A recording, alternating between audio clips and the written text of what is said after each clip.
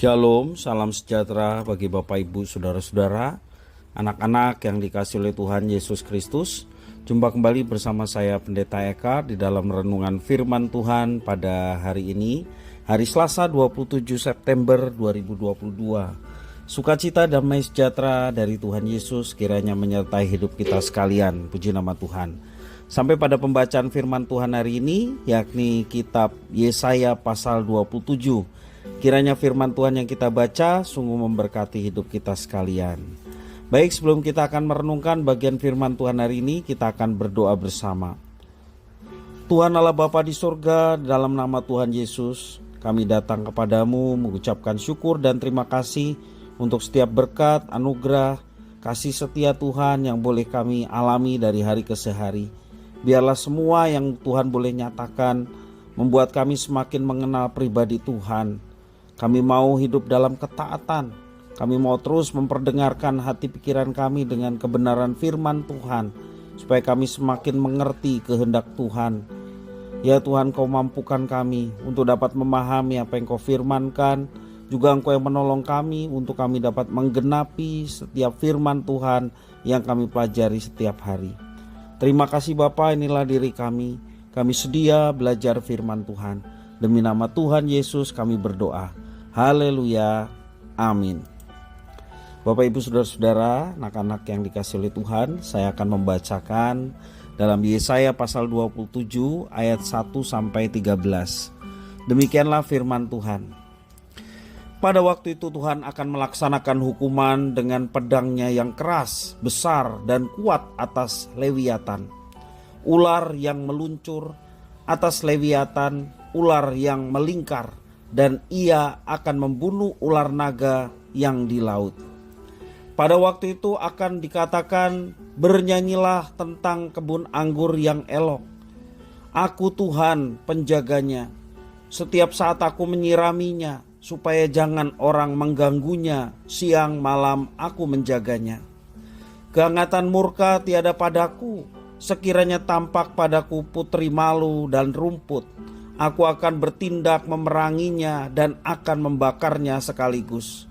Kecuali kalau mereka mencari perlindungan kepadaku dan mencari damai dengan aku. Ya, mencari damai dengan aku. Pada hari-hari yang akan datang, Yakub akan berakar, Israel akan berkembang dan bertunas dan memenuhi muka bumi dengan hasilnya. Apakah Tuhan memusnahkan umatnya seperti ia memusnahkan orang yang memusnahkan mereka? Atau apakah ia membunuh umatnya seperti ia membunuh orang yang membunuh mereka?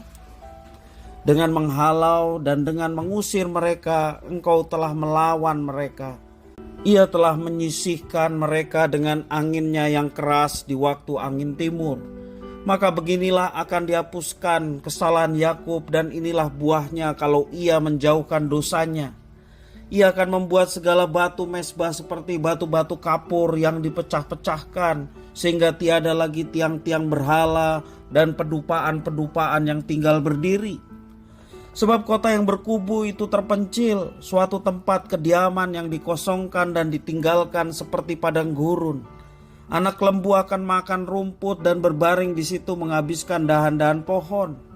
Apabila ranting-rantingnya sudah kering, maka akan dipatahkannya. Perempuan-perempuan akan datang dan menyalakannya. Sebab inilah suatu bangsa yang tidak berakal budi.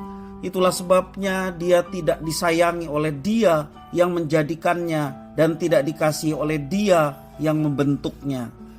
Maka pada waktu itu Tuhan akan mengirik mulai dari sungai Efrat sampai sungai Mesir. Dan kamu ini akan dikumpulkan satu demi satu, hai orang Israel.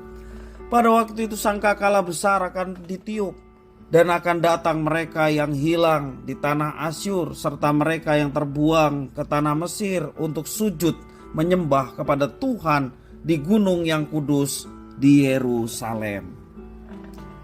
Bapak Ibu Saudara-saudara yang dikasihi oleh Tuhan, ada sebuah syair lagu yang sangat terkenal berbunyi, kau yang berjanji, kau yang mengingkari. Masalah lagu dangdut ya. Nah Bapak Ibu Saudara, kata-kata dalam lagu ini, kau yang berjanji, kau yang mengingkari, menunjukkan suatu gambaran inkonsistensi manusia.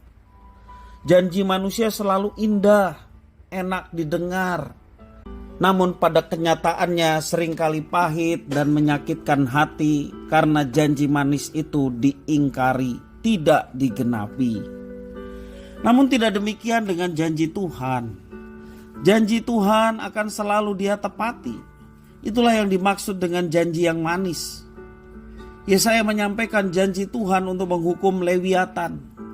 Lewiatan adalah gambaran suatu kekuatan dahsyat dalam personifikasi ular yang meluncur dan melingkar sebagai lambang dari bangsa-bangsa yang menindas umat Allah Israel. Janji Tuhan Allah untuk menghukum Lewiatan ini sebagai bentuk pemeliharaan Tuhan kepada umat pilihannya dan keselamatan yang dikerjakan olehnya. Allah yang dilukiskan sebagai penjaga kebun anggur membuang segala tanaman hama yang merusak tanaman anggur. Namun Tuhan itu adil. Bahkan jika perusak itu mau mencari Tuhan, maka Tuhan pun akan menerima mereka. Dia juga memberkati umatnya sehingga dapat bertumbuh dengan baik. Umatnya bertunas dikatakan, menghasilkan banyak buah hingga semua orang dapat menikmatinya. Tuhan Allah juga memberikan syarat untuk pemulihan Israel. Apa syaratnya? Mereka harus menyingkirkan segala berhala yang mereka sembah dari tengah-tengah mereka dan hanya berbakti dan menyembah kepada Tuhan.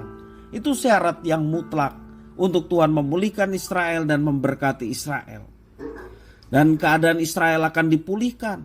Kota yang semula kosong dan gersang akan kembali dipenuhi.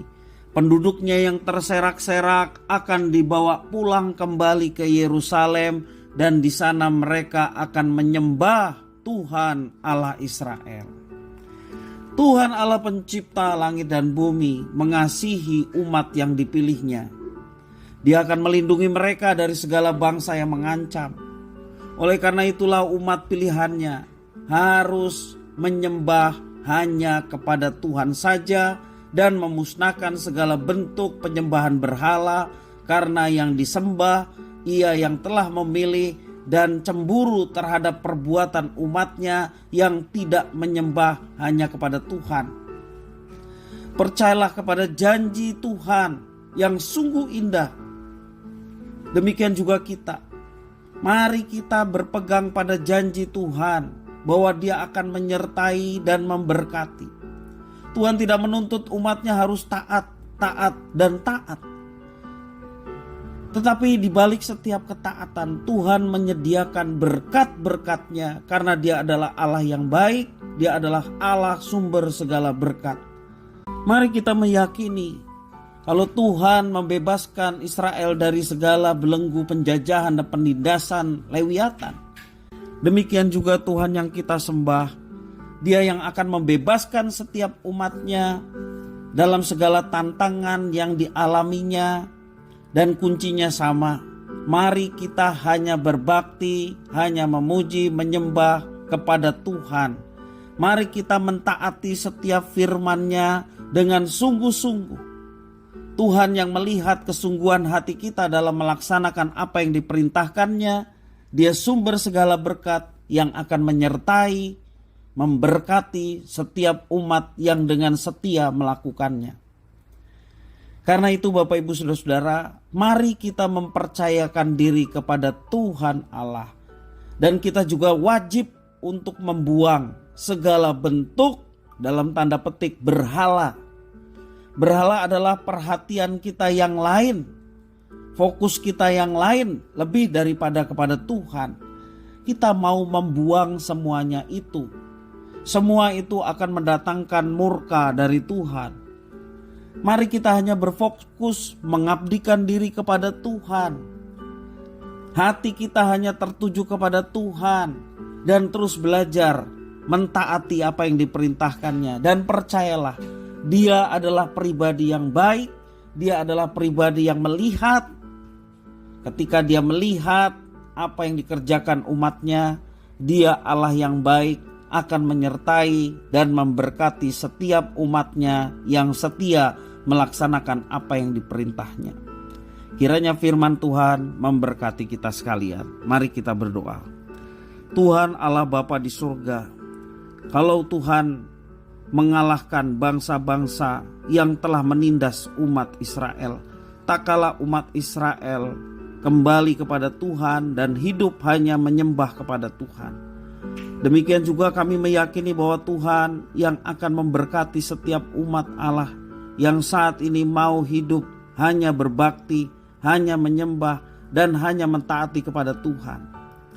Segala berhala-berhala yang ada pada masa kini, ketika kami memberikan perhatian lebih daripada Tuhan, kami mau singkirkan semuanya itu, dan kami mau hanya berfokus kepada Tuhan dan mengabdikan hidup kami hanya kepada Tuhan dan terus belajar taat akan apa yang telah Tuhan perintahkan.